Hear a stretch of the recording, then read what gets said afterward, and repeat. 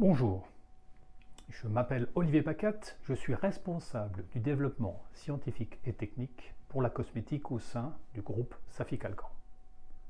Vous posez souvent des questions sur l'utilisation d'ingrédients controversés comme les silicones, les conservateurs, les PEG. J'espère pouvoir apporter des réponses à vos questions. Eh bien, tout dépend de la formule.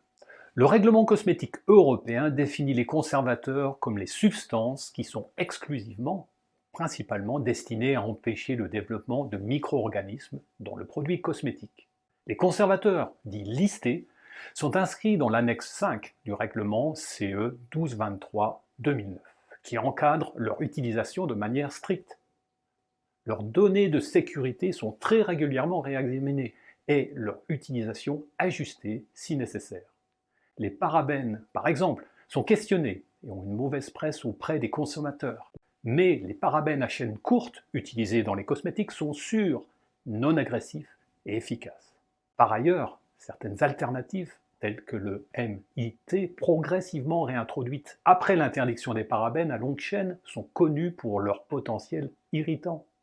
Leur utilisation est essentielle pour prévenir les contaminations microbiennes liées à la fabrication, au transport, au stockage et à l'utilisation par le consommateur final.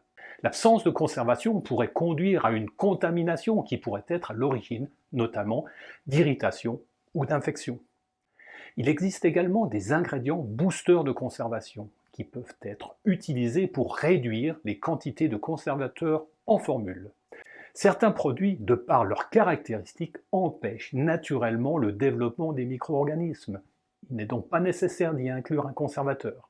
Il s'agit des produits anhydres, des produits à teneur élevée en alcool et des produits dont le packaging est parfaitement hermétique, comme par exemple les flacons airless ou certains formats unidoses. Donc, pour tous les autres produits, la mention sans conservateur ne signifie pas que le produit ne contient aucun ingrédient ayant la propriété de conserver, mais que ceux-ci ne sont pas répertoriés comme tels, ou bien qu'il n'était pas nécessaire d'en ajouter.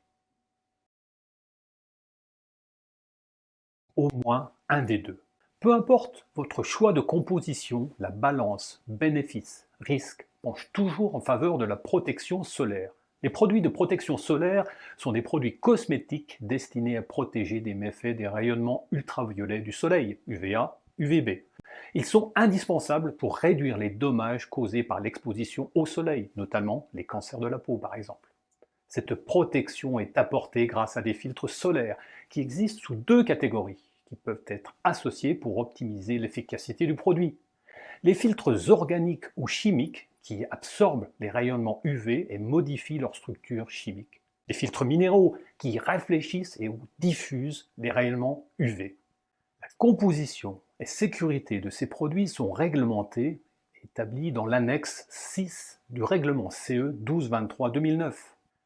Ces deux catégories présentent des avantages et des inconvénients et ont respectivement leurs propres controverses. Les filtres chimiques ont l'avantage de permettre la création de formules légères, faciles à étaler, qui sont plus faciles à porter. Cependant, certains d'entre eux, comme l'octocrylène, se dégradent en substances suspectées comme perturbateurs endocriniens et sont suspectés d'être liés au blanchiment des récifs de coraux. Les filtres minéraux sont chimiquement inertes et se présentent comme une bonne alternative. Cependant, ils laissent un film blanc à la surface de la peau, ce qui est moins plaisant pour le consommateur. Pour s'affranchir de ce problème, il faut utiliser une taille de l'ordre des nanoparticules.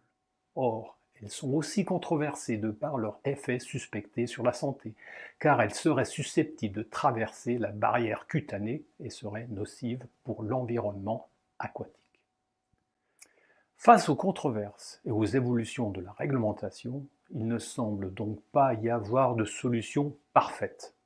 Cependant, il reste parmi ces deux catégories de nombreuses options pour formuler des produits solaires respectueux à la fois de l'environnement et de la santé. Alors, convaincu? N'hésitez pas à vous rapprocher de votre contact commercial pour en savoir plus. À très bientôt.